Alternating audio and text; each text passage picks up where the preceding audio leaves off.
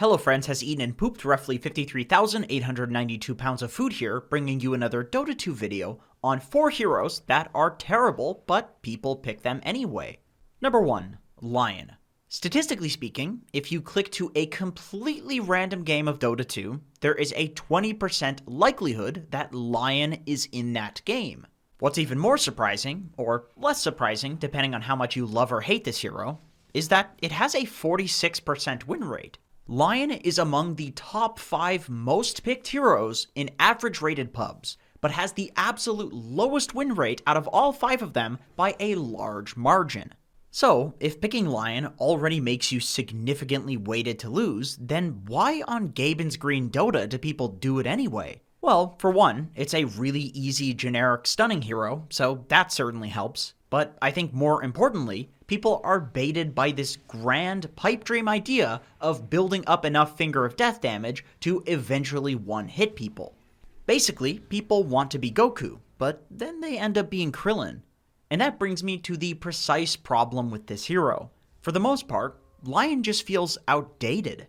Where other generic easy heroes like Drow Ranger got ability rework after rework until she eventually became broken, really the only current feeling ability on Lion is Finger of Death, and that's because it has this hypothetically infinite scaling. But that's just a bait, because Finger of Death has nearly a 3-minute cooldown at level 1. If you get 1 kill, literally every single time Finger of Death is off cooldown starting at 10 minutes, you'll only have about 200 to 300 extra damage at 30 minutes. Basically, 1 extra Earth Spike's worth of damage for 20 minutes of perfect play. That is pretty damn bad. On top of this, the value of being a generic stunner guy has definitely degraded over the years of patches in Dota. Back in the day, when Lion actually was viable, Status Resistance wasn't in the game, Lotus Orb wasn't in the game, and Lincoln Sphere cost significantly more. Essentially, the game has moved forward, but Lion has stayed the same. So other than waiting for the hero to get buffed, how do you make it work in the current patch?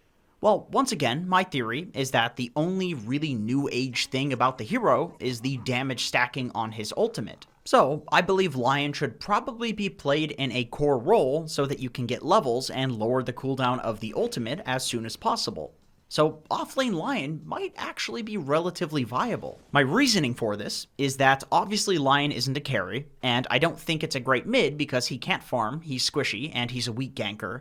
But offlane is the most common role to throw some generic stunning guy who needs XP. If you run down a lane, finger somebody, then feed, you can just call it space as an offlaner.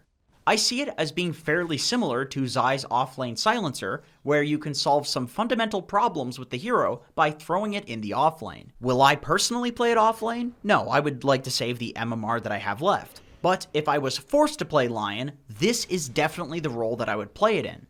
Number 2. Pudge.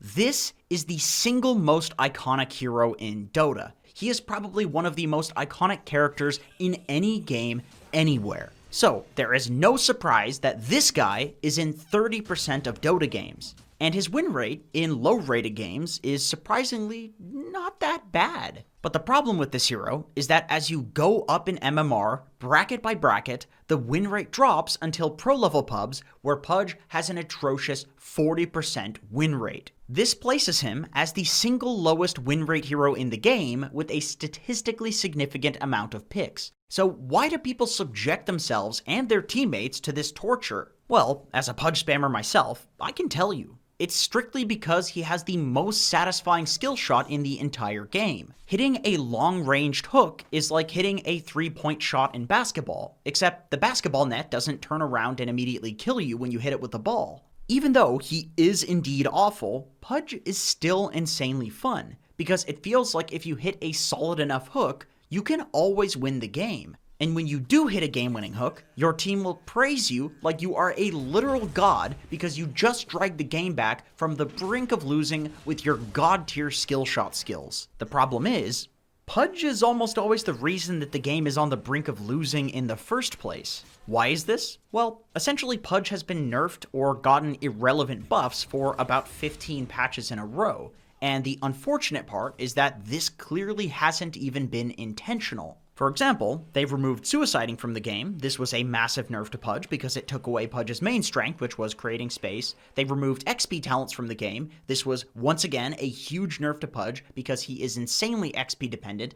They've removed gold talents from the game, and once again, this was a huge nerf to Pudge because he doesn't farm at all, and that was great for him to just get a little bit of extra gold. So, how do you make Pudge work? Well, my buddy Nusham said this to me about a year ago, and I have agreed with this wholeheartedly since then. I don't see a point in playing Pudge not as a crazy skill shotter guy. I don't see a reason to play the hero to do things that other heroes do, but much worse. If you play Pudge, I think that you should do it in a support role as to have the least negative impact on the game, and tell your team to pick extremely independent heroes in the lane that you are supposed to be supporting. Then, buy out smokes, wards, and go skill shot people across the map. Buy blink, force, ether lens, and snipe people with hooks. This is the only way to play Pudge where he does something uniquely well, and it's really hard and really risky, but I think it's just about the only way to make this hero work. Number 3, Nature's Prophet. This guy is about averagely picked, but I still felt like I had to put this hero on the list because his win rate isn't just bad.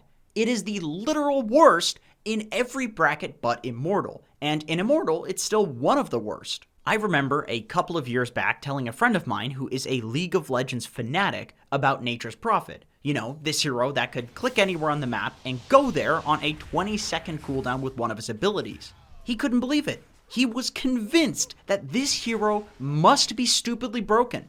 And I think that's actually a big reason why people play Nature's Prophet. You can completely ignore one of the most complicated and most stressful concepts in the game, where your hero is positioned on the map. You can blatantly waste your TP scroll just to sit and farm your triangle and then still show up to every single team fight. Hell, you can lane with literally no regen and not get punished for it because you can simply TP scroll back to base and then teleport back to the lane.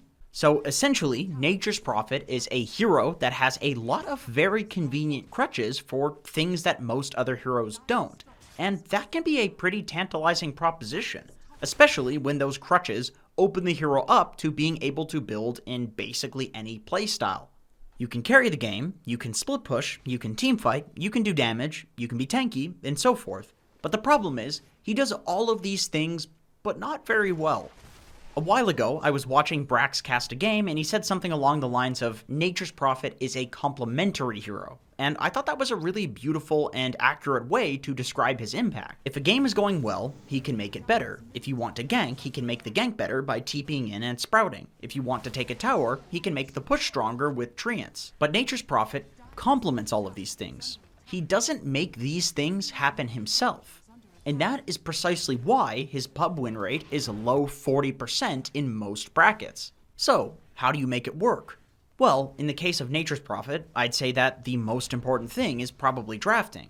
Make sure to only pick this hero in games where your team is highlighting some extremely well-rounded heroes.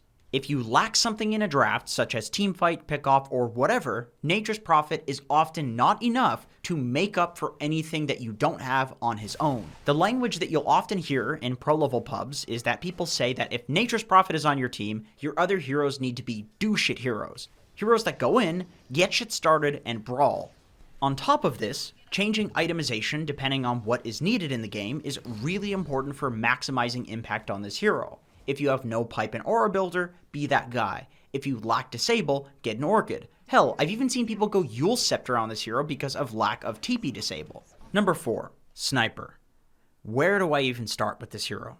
The only hero who has a worse win rate in pro-level pubs than Pudge is Sniper, who is sitting at a 37% win rate. And I'd like to pretend to be shocked by that fact, but it's just not shocking. Sniper feels like an absolute meme, possibly the worst hero in Dota, but there's no real way of verifying that because so few people pick it in pro-level pubs that its low win rate could mean basically anything. So why do sick, twisted masochists pick this hero anyway? Well, I think Sniper's pick rate actually tells this story better than I do. In Crusader and lower level pubs, Sniper is in 20% of games, in Archon, 13% of games, Legend, 9%, Ancient, 5.5%, and Divine, 1.72%. People play this hero when they first start getting into Dota because it's easy to do well with, and it feels good when people don't focus you. But the better and better people get, they realize how easy it is to jump this little bastard instead of letting him peep you from a distance. So what can you do to solve this problem on Sniper? Absolutely nothing. Drow Ranger has this exact same problem, but she has a blind, knockback, and silence, as well as an AoE nuke and slow on top of way more damage than a sniper can do. And the sad thing is that this isn't even a new problem. The only reason Sniper was recently viable was because people were playing him as a magic damage disabling 4 position, but all of his abilities and talents were swiftly nerfed to completely neuter that playstyle soon after. So with that being said, how do you make Sniper work?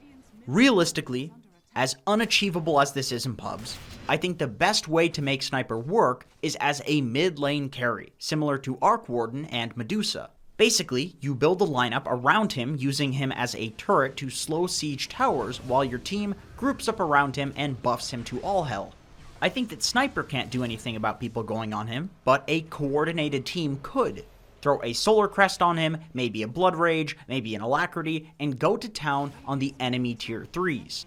Unfortunately, this is relatively unachievable in pubs, even if you're in a decent bracket, because people will just not do a good job protecting you, because in any bracket, people hate each other and don't trust their teammates. So, if you want to play Sniper, my first suggestion is just to not do it, just don't. But my second suggestion is to play it as a position 4 with a Veil into an eventual Ags, but then, just like Pudge, you need heroes that are very effective in the early game because Sniper provides almost nothing to laning and early team fights. Anyway, that's it for this video. Thank you so much for watching. Before I go, there were some people in my last video asking, Jenkins, I haven't been seeing the videos with the hobo situation, and can you explain what's going on with the hobo situation? And so I can give you a quick little recap. Basically, in the city that I live in, there are these dumpsters filled with very delicious, fantastic pizza crusts for Papa John's and Domino's, and there are very visceral, violent hobos that there's actually a hobo wars going on between these two pizza crust dumpster hobo situations. And unfortunately, both groups think that I'm the leader of the other group, and so that they've carried out significant ferret attacks, significant gerbil attacks, and hornet's nest wasp attacks on me, as well as on each other, but I'm taking it from both sides, which is a big problem. And so if you could like, comment, and subscribe, that boosts me up in the YouTube algorithm, and it puts me higher than Game Leap Speed Dota, aka CCNC. So please make sure to do that. I appreciate it, and I hope to see you in another video.